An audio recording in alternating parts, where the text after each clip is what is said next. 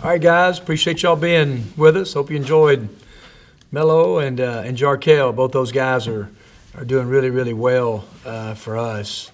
Jarkel, I know you could see how anxious he is just to start playing, and he's been very good in practice. Romelo is really starting to get himself into shape, like a lot of new guys, starting to really figure out offense, starting to get a little more comfortable offensively. Has developed into one of our very best defensive players, but both of them have just been really, really fun to coach. Questions for Coach? Start us off, Ben. Yeah, Kermit, Jarkel and Devonte, their games kind of mirror each other. I was just curious how they've been developing that rapport over the course of the year, and now that they're on the floor together, how that's played out. Yeah, what we've done, Ben, really about 90% of the time is just pit them against each other every single day. I think it's made them much better. And, it's just two very competitive guys going at each other. We do a lot of competitive win-loss, 4-on-4 games, 5-on-5 games. And then at times, usually about one time during practice, we started to put them both on the same team, and obviously they're going to play together some for sure this year. And just to kind of the dynamics of those guys playing different spots. And but it's been really good. I just know one thing, both of them have made each other a lot better. Go ahead, Neil. Hey, Kermit, there seems to be some just almost pessimism out there about non-league games being able to get played, especially early. I just was wondering if your schedule has been impacted yet or where that stood. Yeah, Neil, I never really understood, maybe we've talked about here, how people said they were going to have a bubble. The bubble was the catchword. And when you start those tournaments, and nothing against like ESPN, all those guys, they're the best of the best, but just trying to get them in there and the expense of the testing. And then I think there's some issues about quarantine when you left, and I think that's what kind of blew the whole thing up.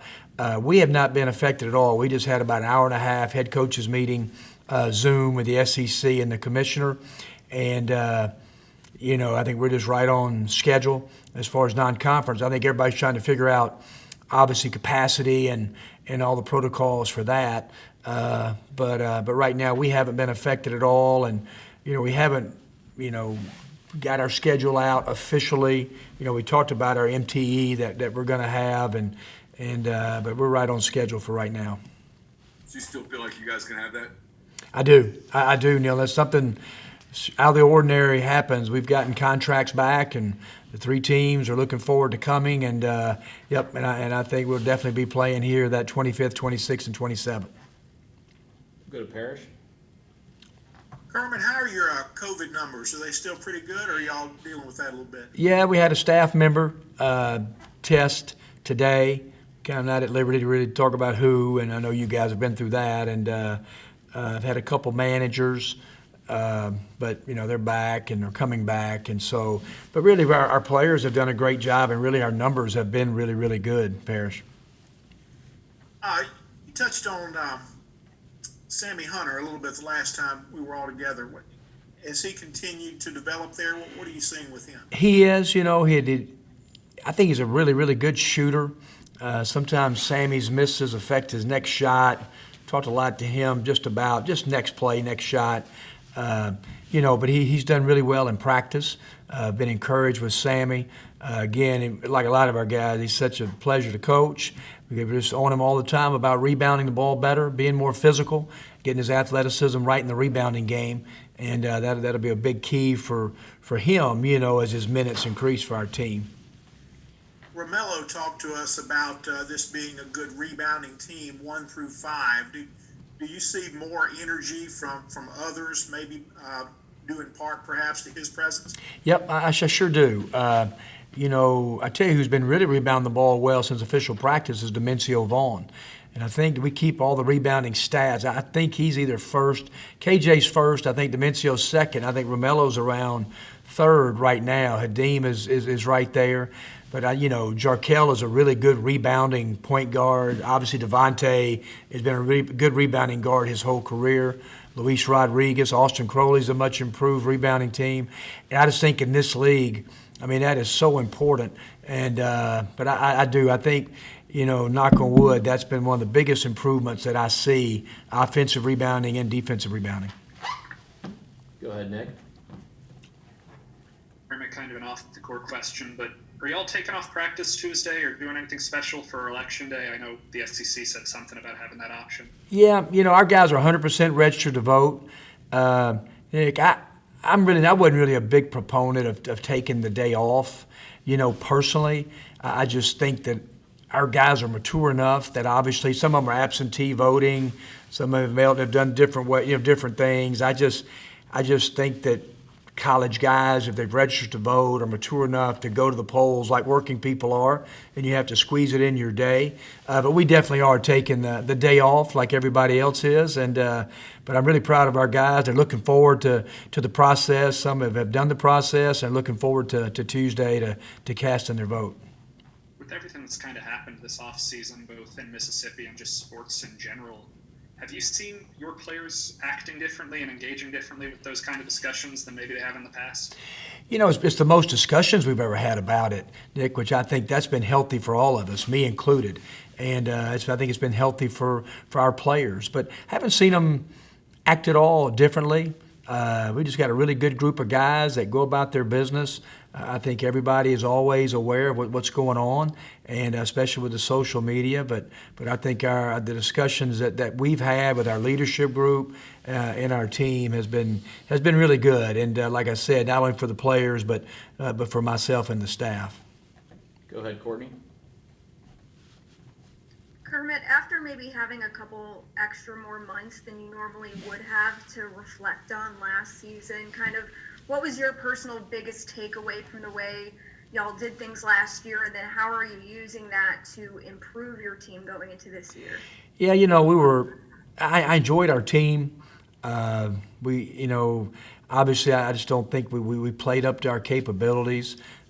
Different players, different things happen. I'm responsible for every guy that was there, that we weren't as tough and physical. You guys heard me say that. The biggest disappointment for me was that the number of SEC games that we lost, that we were up in the second half with great chances to win. Good teams close games out where it was a physical stop or a physical rebound or executing offensively. And like I said, I'll always take, the credit for that and the blame for that. But I just think that our team, we've talked a lot about finishing possessions, number of stops in a row, toughness, depth, all the different things, because we can go to probably maybe 7 SEC games. And if you win 4 or 5 of those, you know what, you're an NCAA tournament team again. And so that's just how the fine line is in our league. That's something we've got to improve on this year. And then Kermit, a bit of an off-the-court question for you. You're very vocal about your family's experience with Down syndrome and it being the tail end of Down Syndrome Awareness Month. For you, sharing your family's stories, what's the biggest thing that you want people to take away from you and your family being so public about your experiences? Yeah, I think that, one of your hardest days in your life was when your child is born with a special needs, like with Allie, with Down syndrome. So I understand that part of it. But then the happiest days of your life are what's to follow, and we wouldn't change a thing. So I'm public about it because Betty and I feel very comfortable with it. Allie feels very comfortable with it. But we want families, and we do have kind of a spotlight that we can share things that, to watch a 33-year-old daughter like Allie, should be 33 in December, and the possibilities. Because the biggest thing about when you have a child that's born with special needs, you worry about that day. But you know what? You worry about what are they going to be in, what about first grade? How are they going to adjust to middle school? What about the dating part? I mean, all the things run through your mind as a parent. And, and for Allie, to become the lady that she's become and how well she's been accepted in all the communities, Oxford, and the different things that she's involved with and how she speaks and her intelligence level, the whole thing, social. We hope that encourages other families. Because I know one thing, we were sure encouraged as a young couple, and that was our first child that was born, by stories and people that we talked to. It gave us great hope, to watch other Downs children as they were older than Allie and kind of just the possibilities. And I'll say the last thing, sometimes when you have a special needs child and Downs, people around will try to shape their world too small. And just to understand that there's huge possibilities, and the potential level for Downs children, it varies, but it's great. And that's just what we sure hope to do it. We have fun doing it, but every time we do it, it's obviously Allie enjoys it, but it is. It's just trying to get some kind of word out for special needs families and their daughters and sons that there's some great possibilities for children born with Downs. Thank you. I loved her costume, by the way. That was great. Yeah, I did. They sent me the picture. They were in Arkansas, and they bought it, I think, maybe at a Target store there in Arkansas. So when I got it, that was the first, so I had to tweet it out. Allie was fired up. Love it. We'll go to Ben. Well, I feel really stupid asking this question after that, but Matthew Morrell and Austin Crowley, Kermit, when you're talking about your primary ball handlers after Devonte and Jarkel, what have they shown and being interchangeable at the 1 and the 2? Just what have you seen from them? Yep. Austin Crowley is one of our most improved players. His body's different. He's played a lot of point, and we love to play Ben, whoever can rebound it. Obviously initiates offense, unless you've called maybe some set plays that maybe normally the point guard. But I just think the best teams, are guys, multiple guys. Matthew Morrell has come light years of being able to play the point against hard pressure. He's made a ton of improvement. So I really do. I think we have 4 guys, Jarkel and Devonte, Austin, Matthew, all of them feel really comfortable at the 1. And then when you start playing 2 or 3 of those guys together like we will, that's just when your team is so much more versatile.